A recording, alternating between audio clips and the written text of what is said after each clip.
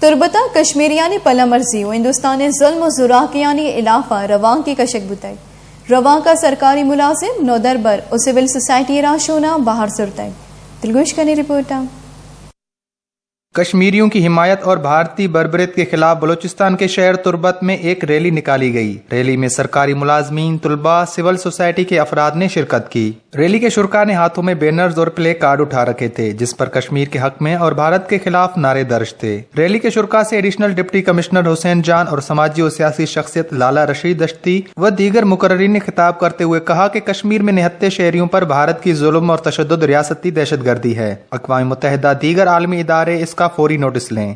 ظلم نہ کرے۔ آئے روز ہمارے کشمیری بھائی، چاہے کوئی بوڑھا ہو، کوئی بچہ ہو یا کوئی اور ہو، انڈین گورنمنٹ اس پہ ظلم کر رہا ہے۔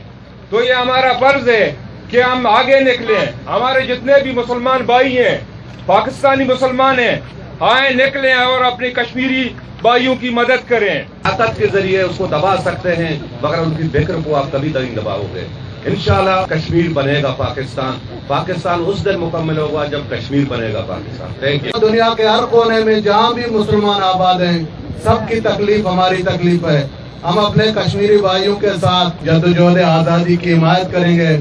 انہوں کا مزید کہنا تھا کہ کشمیر سمیت دنیا کے ہر کونے پر مسلمانوں پر ظلم و زیادتی ہوگی، ہم بلوچستان کے عوام مظلوموں کا ساتھ دیں گے۔ مقررین نے کہا کہ ہمیں کشمیری بہن اور بھائیوں کی دکھ اور درد کا احساس ہے۔ کشمیر ہمارے ملک پاکستان کا حصہ ہے اور رہے گا۔